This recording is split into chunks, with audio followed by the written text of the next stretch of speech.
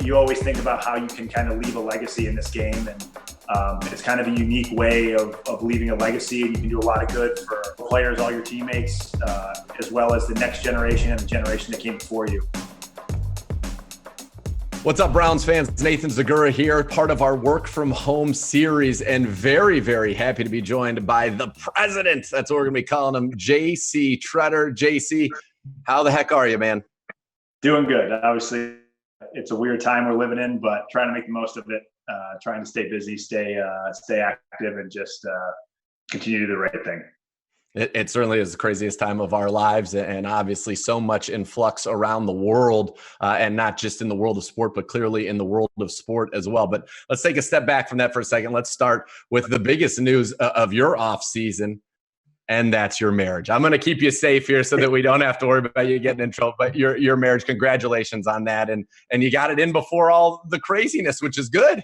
Yeah, thank you. It was a great day, and we kind of think about it now, and we're probably going to be one of the the lower numbers of 2020 weddings that are able to go on. So luckily, we were able to have a really special day, a really great day, and get people to celebrate and have fun before kind of all this stuff started going on. So it'll always be a really great memory, and it's even fun now looking back at it just kind of 6 weeks ago.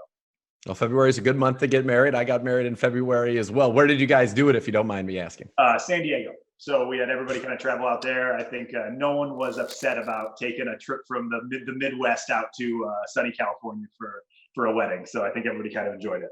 I'm sure not. Great weather, great scenery, and a great wedding for you guys. So congratulations on that. And then there's a little bit of other news I alluded to at the top, you being named the new president of the NFLPA. And, it reminded me when I was talking with Joel Batoni, I said, look, Game of Thrones, they got it wrong. They just said, here, we're just going to give it to Bran the Broken. But in this case, the NFLPA, they got it right. We're going to go with the smart Cornell guy, JC Tretter. How did this kind of all come to be? And was this something you knew that you wanted to do?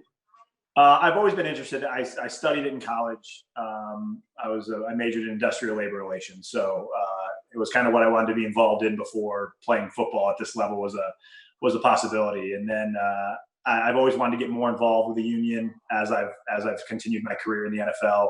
And then this offseason, I kind of sat back and thought, I understood that the president's role was going to be open.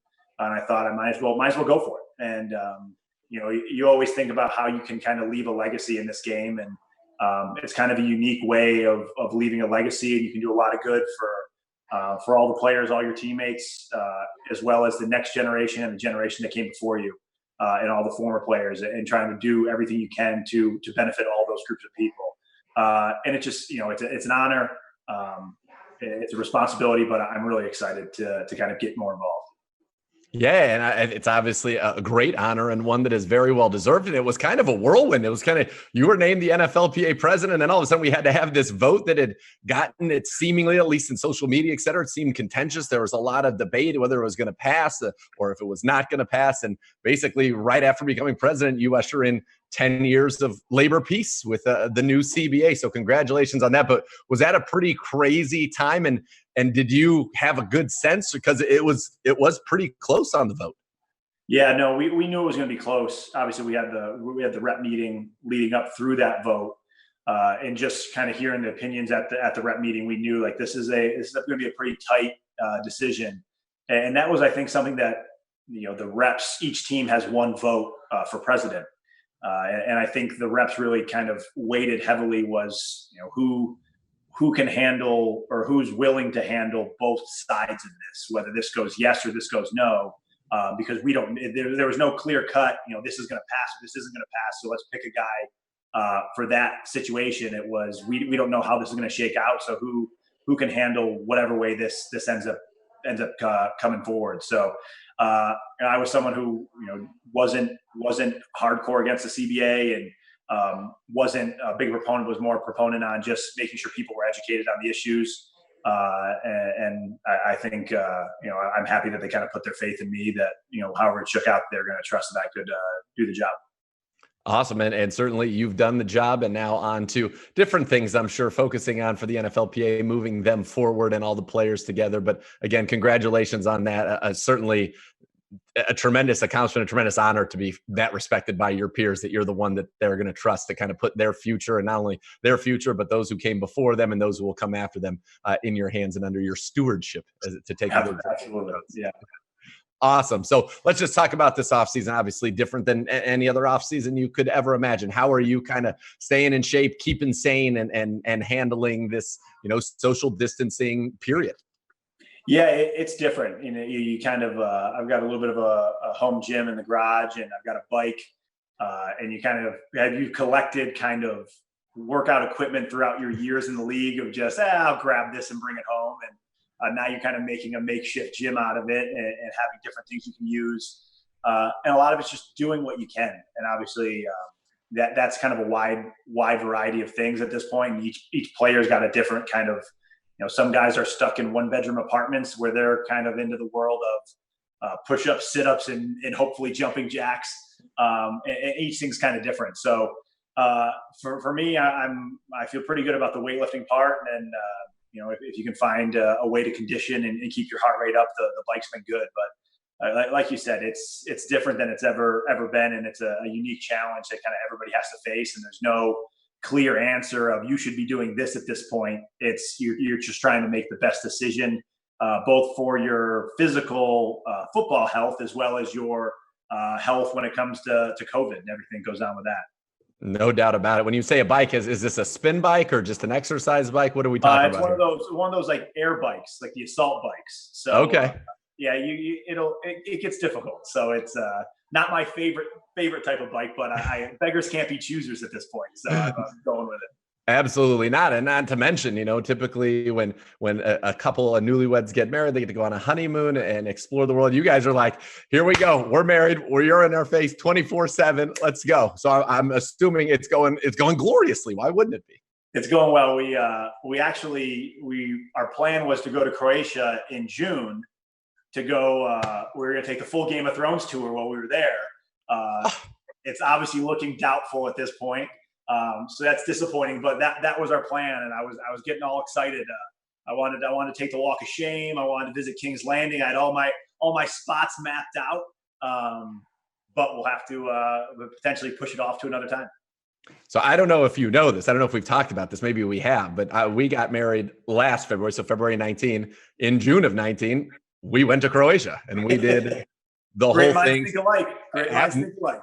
No doubt about it. Yeah. So we'll have to talk though. I got restaurants for you. I got like cool little spots you got to for sure hit in Dubrovnik, and make sure Hvar, HVAR, that island is somewhere in your itinerary, because it is. We had it on the itinerary. Yep. Beautiful. So it's the best. It will be well worth whatever wait you have to go through. It will be the best. That's awesome. Full support of that plan. Bravo. Good. Great minds think alike. So let's talk a little bit about football. Obviously, you haven't been able to report. We're supposed to report, April 6th. Obviously, that's not the case anymore, and they're figuring out the logistics of that. But what have you kind of thought about the moves coming here this offseason, especially on your side of the football? Jack Conklin, former first-team All-Pro right tackle, comes in. Austin Hooper, two-time Pro Bowler, coming in. Case Keenum coming in to back up. And it seems like you guys really have solidified things here on the offensive side of the ball. Yeah, no, it's been a really exciting time. And I think, obviously, I've been able to talk to Jack a few times this offseason. We're excited for what he brings to the table on the field and then in the meeting rooms and in the locker room. And he's a guy who's found a lot of success. And just having another veteran presence in the locker room as a whole will be really good for our team. And I think just the combination, we always, as offensive linemen, think about, run blocking and protection and stuff like that. And I even think having Austin there, someone who's been in this outside zone system that we're probably going to end up running and having success in that, just having another part of the team that can really open up holes for Nick and Kareem and just do everything we need to do. So it's been an exciting time. I think Coach and Andrew Berry have done great so far of kind of aligning and understanding what we need, and you kind of see the clear path forward. And it's just a great feeling as a team, because you just get that excitement rolling and kind of seeing the new people that are excited about being here too. Yeah, I mean, it kind of just shows a clear plan and people they want who fit the scheme. I mean, Austin has been, as you mentioned, his rookie year with Kyle Shanahan down there in Atlanta. And of course, running that in Tennessee the last few years for Jack Conklin. Let's talk about that scheme a little bit. You are an athletic. You're obviously a highly intelligent center. And by the way, the Ivy League taking over the Browns here, but highly intelligent center. You're very athletic. This favors your style of play, right? Being able to move, get to the second level, the double team blocks, getting out there and creating those cutback lanes and really just working in synergy, everybody kind of in this ballet that is the wide zone. Right. And I'm excited about it because I haven't been in like a true wide zone scheme in my career yet. We've run a bunch of it, and I'm always pounding the table to get more of it in because it's something I enjoy doing. And we've got guys like Joel and others that are really good at it too. So it's going to be really good. I think we've got the personnel for it, and we've got the people that can do it. And I think it can be a huge advantage to us. And I think it's something that also impacts the pass game, getting boots and nakeds, and the defense has to commit to the run because it's so effective. And then you just get the backside opened up. It's going to be a lot of fun to watch. It certainly is. And what are your impressions so far? I know you haven't been able to talk a lot of ball with them yet, but Kevin Stefanski coming in as your new head coach. Yeah, I was lucky enough to meet Kevin last offseason when he came to interview for the job the first time. And I was able to run into him down when he was taking a tour. And I think the first thing that when you meet him, kind of his poise and his demeanor stand out right away. And you just feel like you've got a guy who's got a plan and is ready for anything. And he's just very cool, very collected. And it's just someone who instills confidence in the guys because you can rally behind that type of guy and realize, like, no matter what happens, he's going to be a level-headed guy who's always going to get us out of it. And that's been something, talking to him, he just seems very well put together and always he has a clear plan of attack. Yeah, I would say I always come back to the word CERP. He seems prepared. He's got a plan. He's got a process, and he doesn't seem like this is his first rodeo by any stretch. And speaking of, you've had quite a distinguished list of offensive line coaches in your career. You add another to that list with Bill Callahan. Have you gotten a chance to speak with the venerable offensive line coach?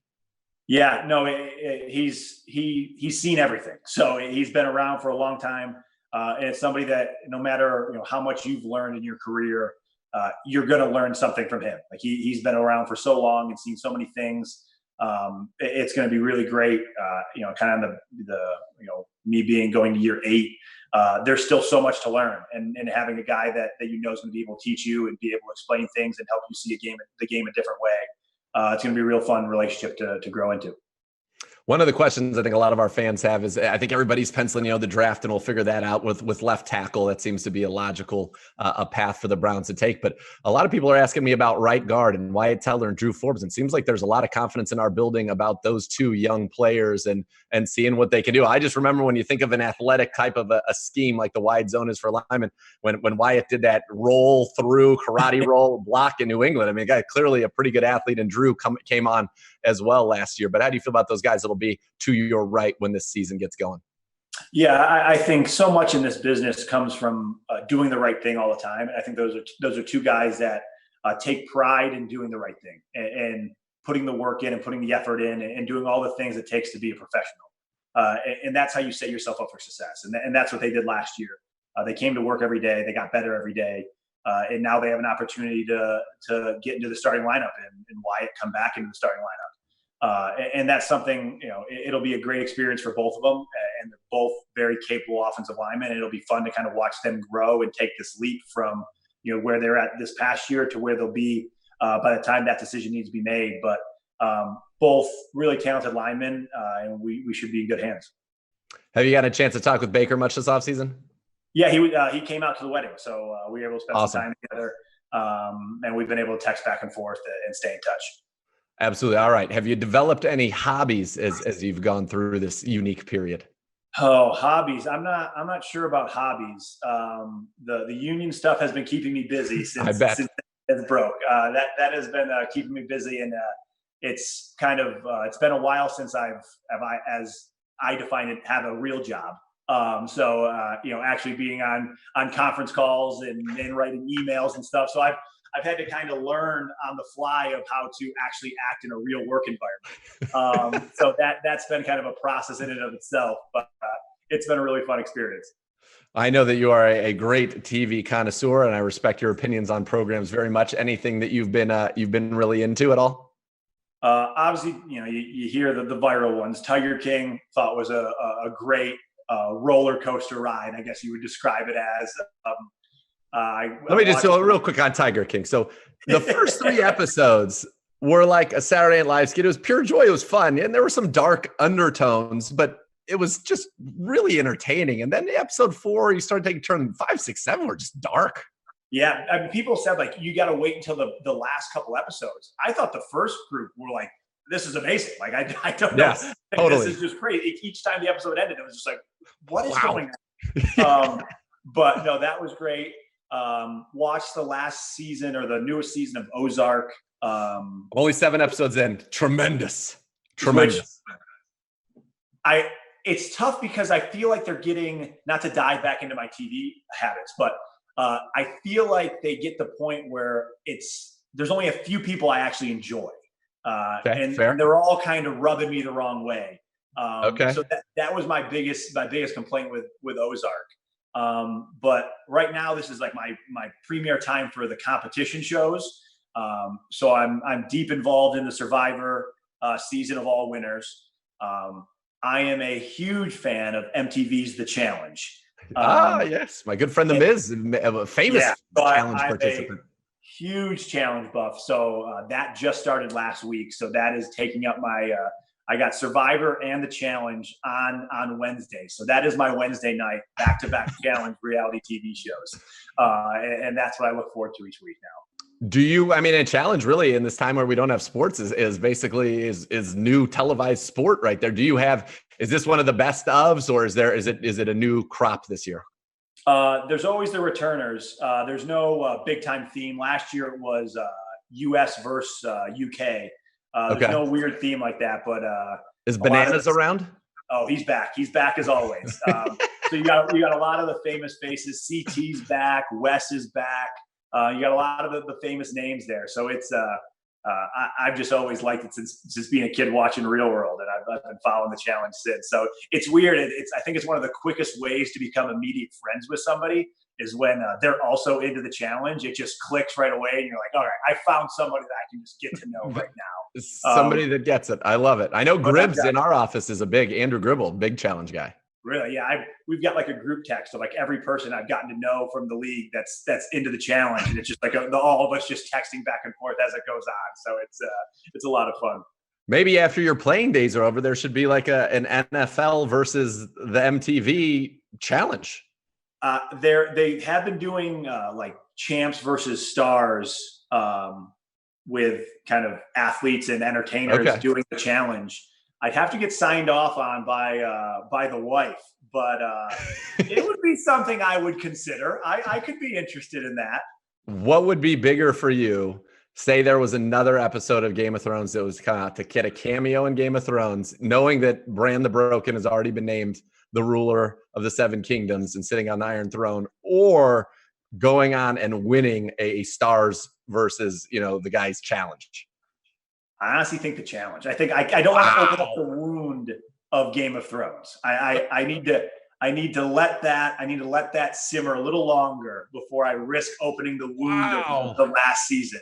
So you're saying if I asked you this before the last season, 100%, then it would have been Game of Thrones, no doubt about it. Would have been Game of Thrones, no doubt about it. But I don't want to have the proverbial stink of the previous season washed onto me of Game of Thrones. So I would have to distance myself for a little longer before I'm willing to commit to that. I love it. Listen, strong. It's a strong opinion, and it's sad that I had a chance to finish that in the most epic way possible. And while they produced stunning television that final season, the story matters. And unfortunately, the conclusion was not what it should have been. JC, we'll end with this. We so much appreciate it. Always great catching up with you, obviously. And just wanted to ask, is there something you want to say to the fans of the Browns right now in this obviously very difficult time? Yeah, I think first off, take care of yourself and make sure you're doing the right things. And this is beyond sport. This is beyond anything. This is about community now, and it's about doing the right thing. And we're all susceptible to this. We all have a part to play in kind of calming this down and getting it under control. And it's really about thinking about, your family, your neighbor, your friends, and that if we all kind of do the right thing, we can get back to normal life again a lot sooner. And it's just about doing the right thing, and making the right decisions that benefit the entire society and the entire community. JC, thanks so much for the time. Great role model for everybody out there. Congrats on your marriage. Congrats on being named president of the NFLPA, getting the CBA through, and congrats on your pending trip when it is, of course, the world is back to normal, out to Croatia, because you are going to absolutely love it. You're going to flip out. I mean, it's pretty spectacular. JC, great catching up with you, man. Thank you. Absolutely. Right back at you.